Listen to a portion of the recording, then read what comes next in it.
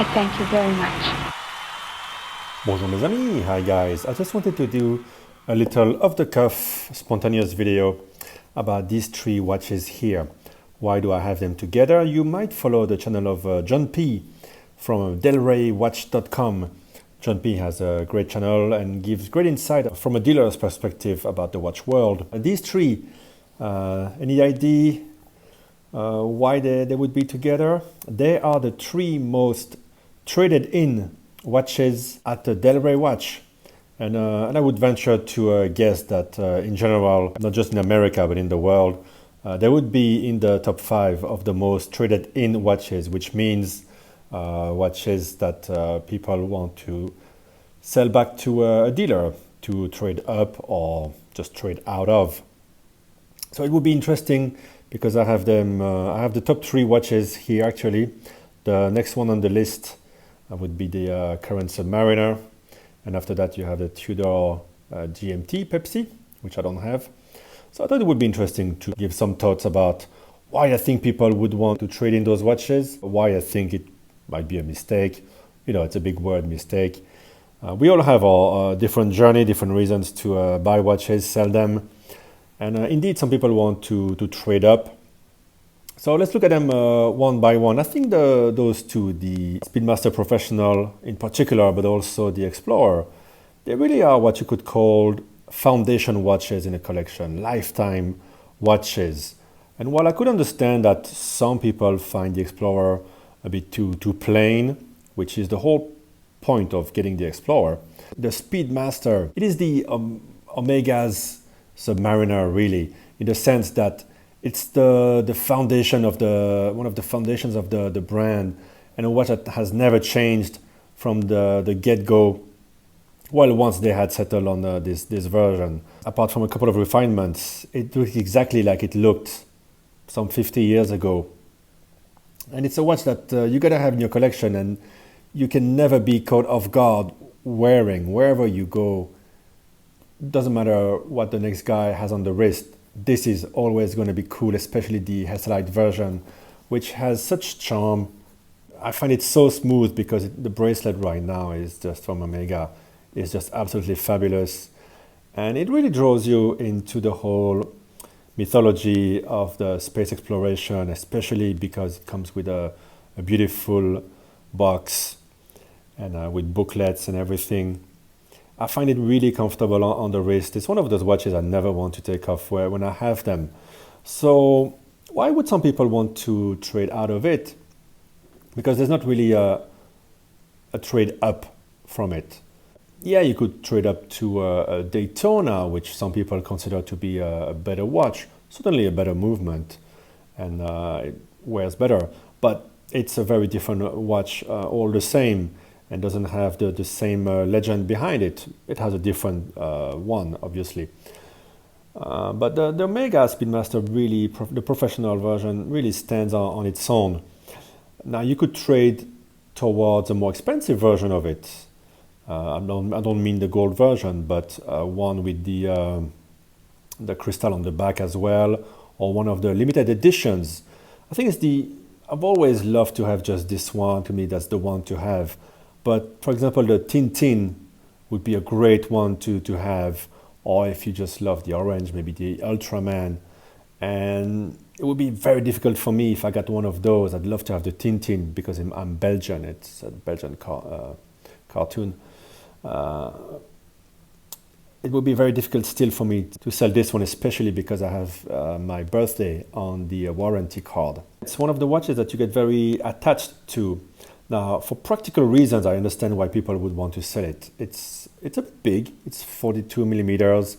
I think that those trademark twisted lugs make it wear smaller, but it still will overhang wrists which are smaller than, say, 16.5 centimeters of circumference. Mine is 17, and it feels just at home. Maybe some people want to experience it and then want to move on. A single full winding per day is all that's needed for the watch to function properly.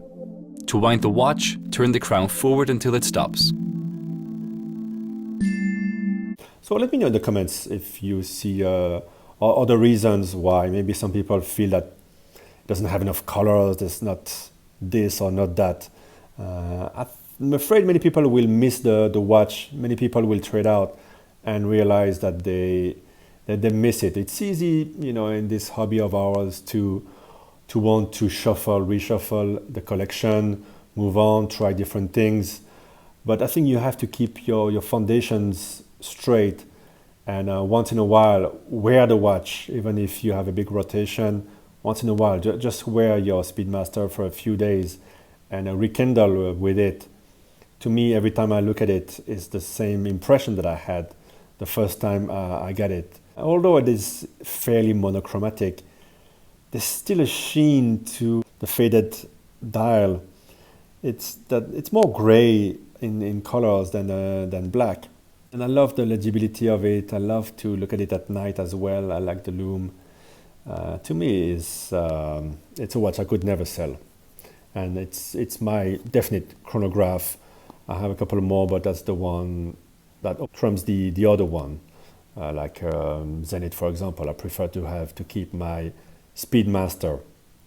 Equally, foundation in my collection is this beautiful Explorer one.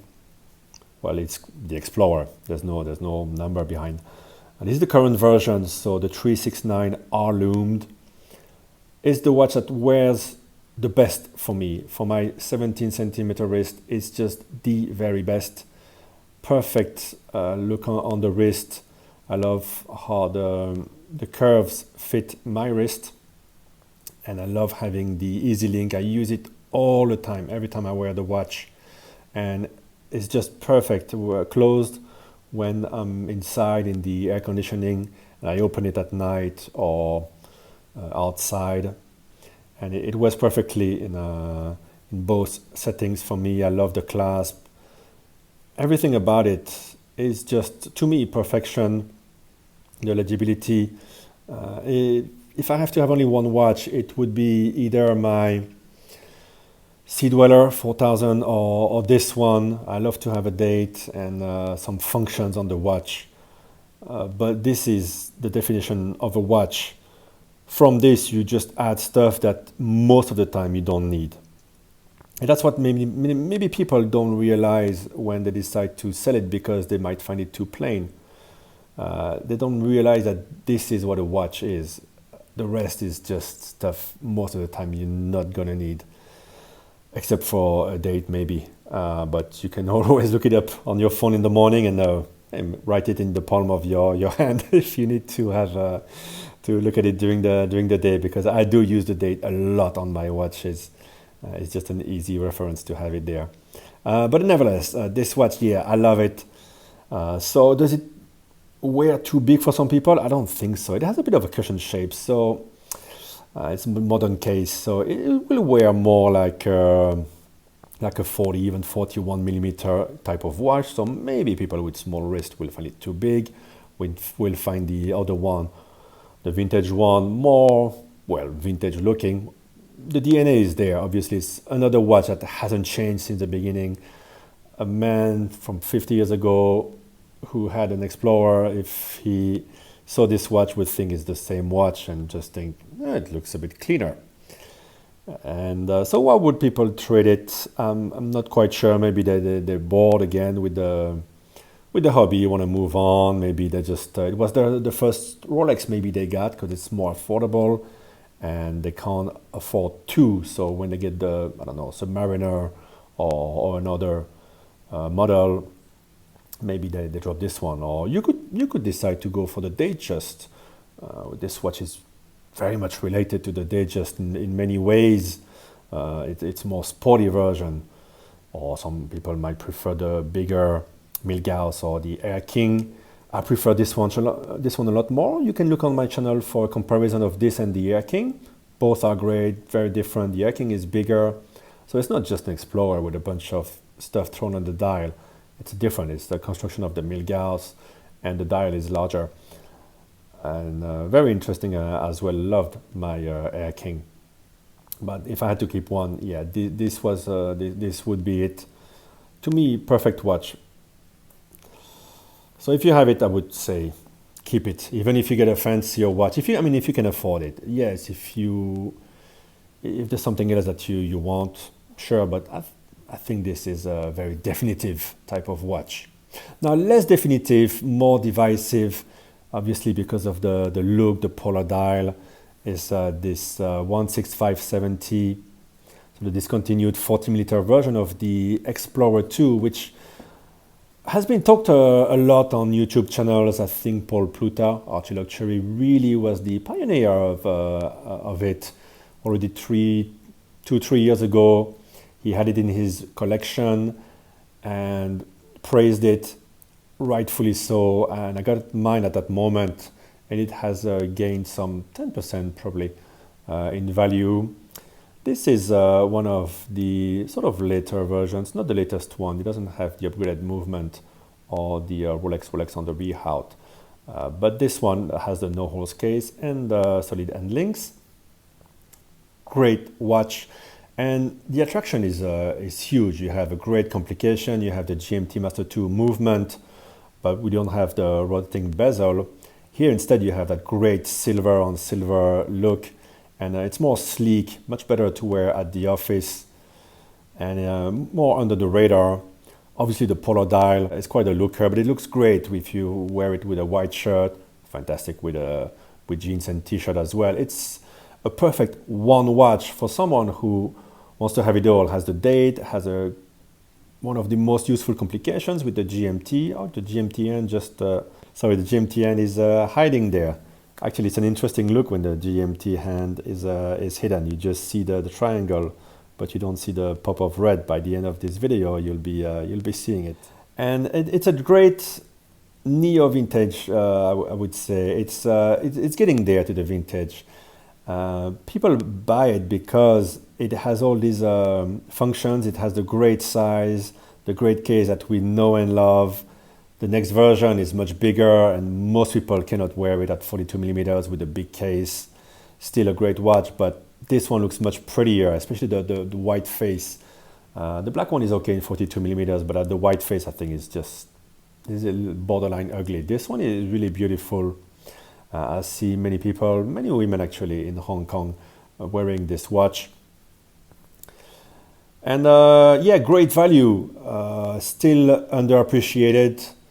Still trading at a price that's very affordable compared to the GMT Master 2s, which have exploded, or the GMT Masters, the Pepsis, and of course the Submariner.